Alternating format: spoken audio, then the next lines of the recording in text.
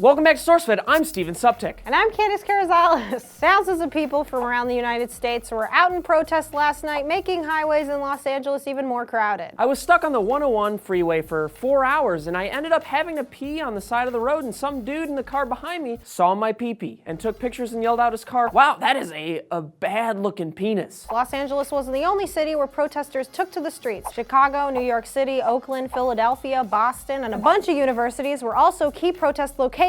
So why are people protesting? I thought the election was over. Well, from their perspective, they're upset with the Electoral College. They're upset because Hillary won the popular vote, and this is the second time since 2000 the popular vote has differed from the electoral vote. Protesters aren't necessarily disagreeing with the outcome of the election or saying it was rigged. They just feel like the voting system doesn't represent their voices. Another reason people are protesting is that they want assurances that violent actions and hate speech against minority groups won't be validated or tolerated. They're saying that they want to show solidarity with minorities who are worried about the future. Ahmed Khanna, an organizer for Social Alternative at UC Berkeley, said people are furious not just at the results of the election, but the rhetoric of Donald Trump. However, not everyone is in support of the protests. Critics are calling the protesters hypocrites for expecting Trump supporters to rally in the event of Hillary winning, and then taking that very same action themselves now that Trump has won. "I feel pretty good. A year-and-a-half process has ended, and it ended my way," said Nicholas Elliott, a student at Washington's Georgetown University. He went on to say that he thought it was definitely the responsibility of both parties to bring the country together. Some rural Americans have expressed disappointment in protesters for not respecting the electoral process or really listening to the reasons why they voted as they did. Many who voted Trump are saying that race, gender, and sexuality were not their primary concern, and their vote was more so about jobs, opportunity, and a vote against the establishment and business as usual in Washington, D.C. The reality of it all is that both sides have different perspectives, and we have to work together in order to find a peaceful compromise to move forward as a nation. While we accept that Donald Trump was elected president, we understand the concerns of an alarming amount of Americans towards the issues at hand. Tell us in the comments below, how do you guys think we should confront the divisiveness in our country? How can Americans move forward from the election and work together again? I'm Candace Carrizales. And I'm Steven Suptic. Thank you for watching. I am just a dirty little boy. And we're gonna go watch Naked and Afraid right now, and you can too on the Discovery Go app, and you can watch your other favorite Discovery Channel shows there. You can check out the link below, go to the App Store, and have fun.